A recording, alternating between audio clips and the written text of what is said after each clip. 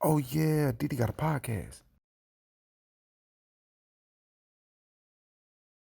Welcome back to another episode of Didi Got a Podcast. And of course, I'm your host, Didi. I appreciate you all for tuning in as always. Today, we're going to be reacting to this gentleman here who claims to be the son of a billionaire. And there's two clips of his that have went viral that I would like to react to today. The first clip we're going to use is this guy claiming that he has evidence that Erika Kirk went on a shopping spree just the morning after Charlie was allegedly taken out. So less than 24 hours later. And the second clip, I'm going to definitely agree with him.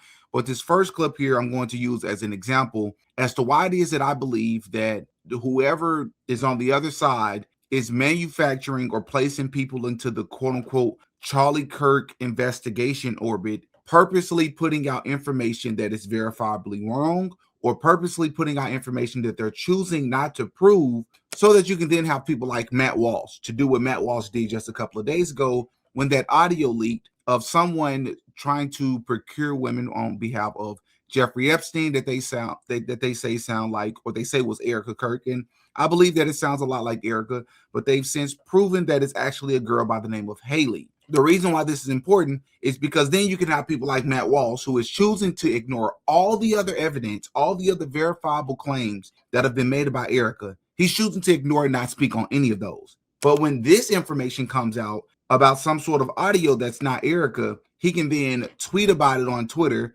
which will then indirectly lead to Candace Owens challenging him to a debate. It didn't happen directly to Matt Walsh, but she was responding to Seth Dillon, and she said, listen, I challenged Matt to a debate as well, which we know, of course, Matt would never do that. Matt is a shield. He is an agent, because he would then follow it up with a silly tweet talking about Charlie was taken out by a leftist. But don't worry, because the Democrats are going to make us suffer. He's still pushing the left versus right nonsense when he knows that it's bigger than that. But I've already annihilated him and debunked him on his Tyler Robinson claims a couple of times, including on Twitter. So without further ado, let's get into this clip, man. Hit the like button on your way in if you do not mind. Let's see what he's talking about.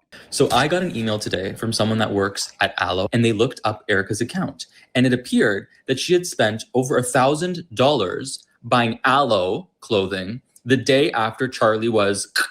You can see it clear as day on the receipt. Erika Francevay, her maiden name, purchased $1,043.30 worth. Erika Francevay. So let's look here. Boom, boom, boom. I see a name and I see words on the screen. They got last four of a credit card. Okay. I mean, this is something, but it says Erika Francevay. I mean, I guess it would say her older name if it, but I don't know. Let's continue. Maiden name purchased $1,043.30 worth of clothing on September 11th, 2025 at 11 a.m. Guys, put this into perspective. I'm looking it up here. Charlie Kirk was announced to be at 4 p.m. on September 10th. Not even 24 hours later, Erika went home, woke up in the morning, and bought an Aloe tracksuit. I don't even know what's more egregious to me. The fact that she went on a shopping spree not even 24 hours after her husband was publicly assassinated, or the fact that she shops at Aloe, because let's be honest, their clothing is extremely overpriced for really cheap material. I hate Aloe. And the reason this doesn't make any sense is because this dude is so cringe. Bro, he is so cringe. He tries too hard, in my opinion. I get that it's obvious that he's overly feminine, but that is so weird and cringe. Like, who does that? But also, he's talking about it. He don't know which is worse. The fact that she went on a shopping spree or she shopped at Aloe. Who makes that point? Who cares about where she shops? Why would you make that point in the middle of talking about a topic like this? Because like I was saying before, if she was buying like a black sweater, like all of Aloe's clothing like has a fat ass ugly Aloe logo on it. And it's gym clothes. You're not going to wear gym clothes to the wake, which leads me to believe it had nothing to do with that. She just wanted to go on a shopping spree. It's giving Gone Girl. Like, please tell me I'm not crazy. And like, this is not the most insane thing you've ever heard. And if you don't believe me that this is true, the third screenshot I have, it has her mailing address on it and it has her email and her information, which I have verified. It is her. So do not make me release that because I'm not going to leak someone's address. I don't care who they are. I'm not doing that. Okay, so this is part of the issue, though. This is part of the issue, though. He goes, and if you don't believe me, then I'm going to fail to provide you any further proof. And that in itself is proof as to why you should believe me. So if you don't believe me, that's proof that you should believe me because I'm going to only tell you what I have here. It's one thing to make a claim and not show evidence to expose a person's email, which I respect that, but at least give us like half the screenshot, right? Or if you're going to make this claim, show us other verified or substantial evidence with other claims that you're making. That makes you to become or appear a little bit more credible. But you just spewing what you claim to have while just flashing a piece of paper and we don't know what's on it, it's not helping us. That's all I'm saying. But like, the facts are the facts. She went on a shopping spree. Guys, literally, think about it. Before the body was even cold, she woke up in the morning, went online, and bought this cheap-ass clothing and got it shipped to her house. Dude, oh my gosh. I know a lot of y'all gonna say to yourself, Didi, why are we even reacting to this? Again, because I want to use him as an example. The next clip is gonna be better, but this is so weird and so cringe. He goes, think about it, guys. So normally what you say after you say think about it, you're supposed to give us some sort of provable or verifiable or some other angle that we hadn't yet considered that would help substantiate your claims. But instead what we get was you go, but think about it, guys, and then proceeds to only repeat what he's already said, which are claims that are unverifiable. Think about it, guys. She got up the next morning and went on a shopping spree. Dude, now, in all honesty, this one right here is way better because whether he is who he truly claims to be or not, a son of a billionaire, the information that he gives here is exactly what I truly believe as far as how politics works. But I want you to hear specifically what he says at the end about why it is that he believes that Charlie Kirk, Erika Kirk, were getting a divorce. So about a year ago, I was brutally canceled off the internet for having a billionaire father as well as political connections. But tonight, I'm going to use that privilege to expose what really happened with Erika Kirk. Because once you understand how these elite circles actually operate, the entire mystery around her becomes incredibly obvious. So in order to fully understand what happened with this crazy, you need to understand the fundamentals of politics themselves. So politics operate very much like a social club with a social hierarchy.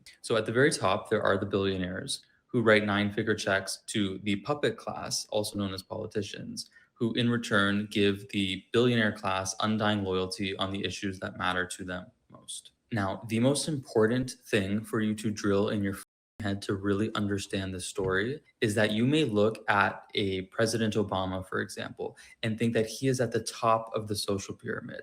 That is absolutely not true. When there are these private dinner meetings with billionaires and with past presidents or potential future presidents or even a current president, they're at the very bottom of the barrel. If you were to compare it to a social hierarchy in a high school, for example, the billionaire is the superintendent of the entire school board. And a President Obama, for example, is like the president of student council. He actually has no power over the school whatsoever. It's completely performative. Every single time you've ever voted, you are really voting for someone that was handpicked for you by a billionaire who doesn't want to run themselves because they are busy ruining the planet. And honestly, being a politician is seen, as I said, in these social circles, at these dinner parties, as a very lowly job. So in summary, every single person who has made it to the level of a vice president or a president is nothing but a billionaire's bitch.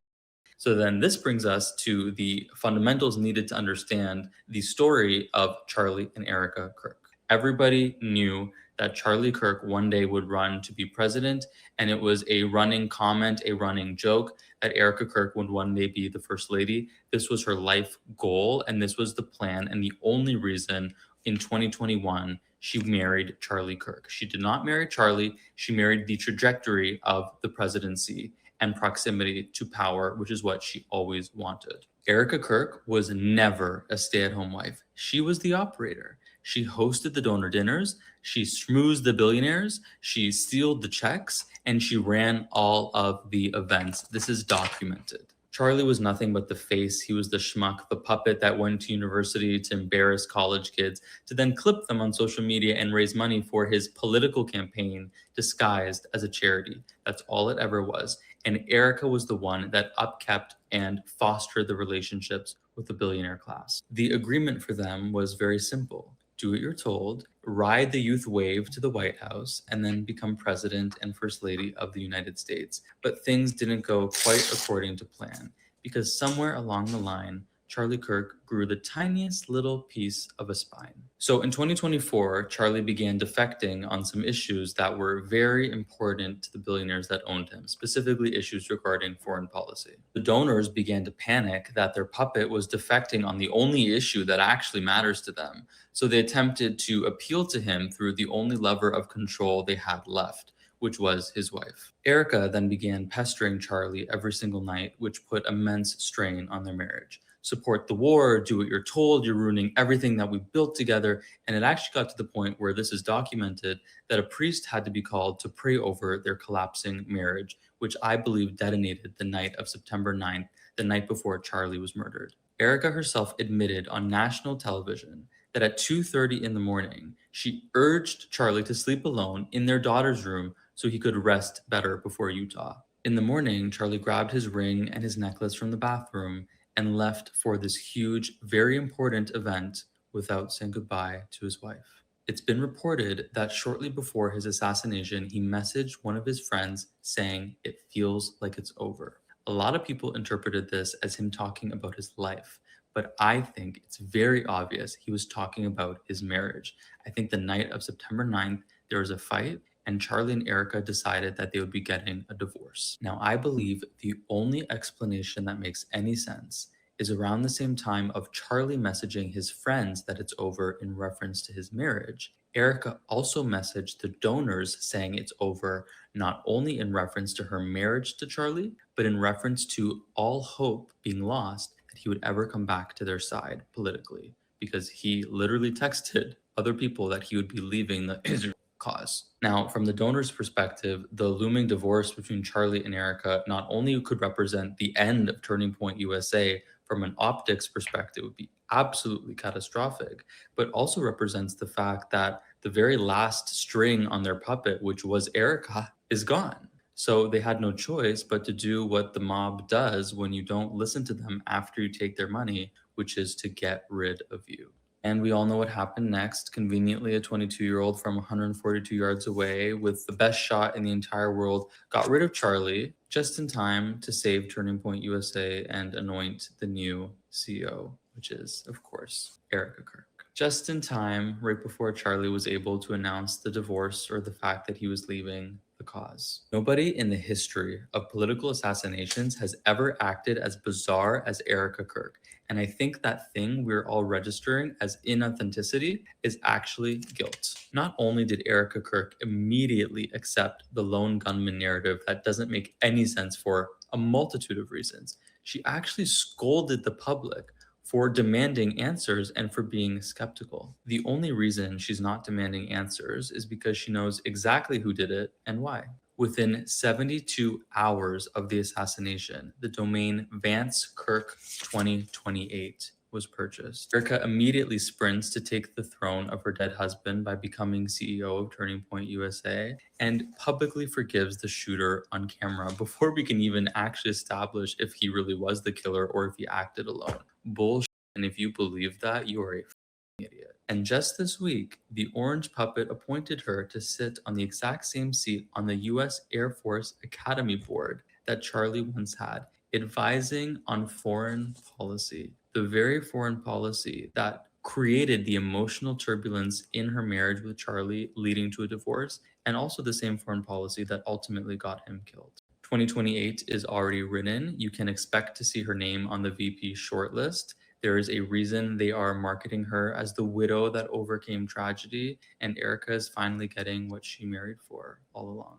Look, my thoughts are the only reason why I'm even reacting to the guy is for two reasons. One, the videos have went viral. And two, this guy's claiming to be the son of a billionaire, which I guess in some circles lends you some credibility because you're supposed to have some sort of close proximity to what the billionaire circle or billionaire donor class, how they really behave. I will admit, though, that the theory there at the end, I don't know how much of that is verifiable, but it is extremely interesting as far as the text, because I have heard from multiple people. I believe Candace also shared it as well, that apparently Charlie sent out a couple of texts to people saying that he thought it was over. And there's a couple of different ways to take that, but regardless of how you take it, it's not good. And especially if you end up allegedly deceased or assassinated the following day. Another thing that I found interesting was this website right here. I first saw it on Instagram. I saw screenshots from Instagram that I've shared on my Patreon of some inappropriate poses and angles and clothing that Erika was wearing. I mean, some of these photos we've seen for months now, but I've yet I didn't know it was an entire website. It's called Rebirth Handbags and Accessories by Tracy Martin. And my understanding is that Rebirth, the brand here, has since deleted the photos from Instagram. And it's also been verified that Erika Kirk has deleted, I believe, 30 or 40 posts from her Instagram since over the past maybe 2 months, since January, I believe. And I believe you would only be doing that if there are certain things you don't want people to look into or connect to other people or other organizations the way that Candace and many of us have been doing over the past couple of months. But it says here, Rebirth Handbags and Accessories by Tracy Martin. Rebirth, revival of ideas or forces, the revival of important ideas or forces, usually as a part of a broad or significant change. Rebirth style is part of bohemian chic and part rock and roll. Never want to associate yourself with something called bohemian and probably not rock and roll, especially as a Christian. But yeah, you just continue to find things. What's interesting about this, I know it's called Rebirth. There's no way this is supposed to be Christian inspired or Christ inspired. I don't care if it's called Rebirth because the attire, I think, speaks alone. Also, the cross here, like facing us, that's an upside right cross, right? But when you're wearing it on your hand like that, it's actually an upside down cross. I know some people are going to be able to look at that the way that they'd like, but I just want to let you know that that's typically how fashion works. Then we scroll down here to this section. It says Rebirth Through My Eyes, Erika Franz v. Miss Arizona, USA 2012. Rebirth Through the Eyes of Miss Arizona. Throughout my life, I have always been told you're not good enough or no, you can't do that. I'll never forget the first time I heard those words. I was 6 years old. It wasn't until I was 14 when my basketball coach at the time pulled me aside one day after practice and said, Erika, I believe in you. And every time you walk out on the court, I want you to go out there and show them something they've never seen before. To me, that was my rebirth moment. Interesting. It was an internal awakening and transition into allowing myself to let go of the negativity and jealousy that surrounded me and instead embrace my calling to be who I was meant to be. We all have a story. We all have a past. The Rebirth brand is to remind others that you can grow from the life-altering circumstances that surround you. You can be reborn into a world that you manifested and created that brings abundance, happiness, and prosperity. Yeah, this has nothing to do with Christ at all. This sounds like some self-manifestation rituals or belief systems. It is up to you to define your life and how you live it. Every day that I wear my rebirth bag, I walk with my head held high, knowing that to some it might just be a purse, but to me it's a solemn reminder of my past struggles, battles, and obstacles that I've overcome that have molded me into the person that I am today. My hope is that when others see a rebirth bag, that they recognize someone's journey of renewal. We all have a purpose. Never lose sight of where you're going, but always remember where you came from. And above all else, go out into this world and show them something they've never seen before. But don't forget to bring your rebirth bag along for the voyage. Very interesting here. Very interesting here. When I first met Erika at Channel 3, it was instant. What a great soul and someone who knows her purpose at such a young age. I was impressed with who she is. When I think of the rebirth woman, there are so many qualities that I seek out. Age is really not a factor. However, I wasn't planning on working with someone so young. Erika is wise beyond her years, from her current title of Miss Arizona to all her charitable works. Erika started her first 501c3 at age 17. Oh, we are aware.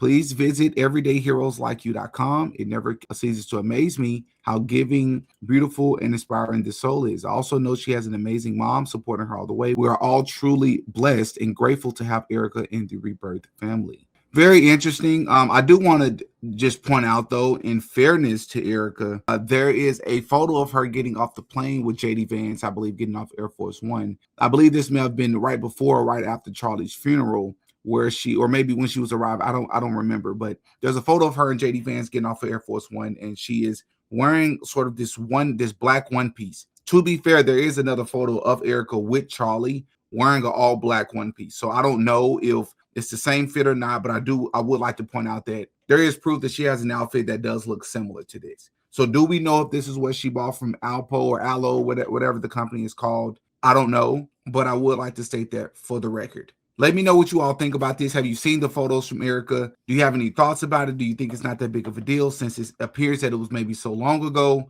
What do you think about the couple of video clips from the guy? Do you think these claims are legitimate? Do you think they should still be stated, or they should only be stated if you're able to substantiate or prove or reveal the source or the evidence of the claims that you're making? Hop in the comment section and let me know your thoughts, man.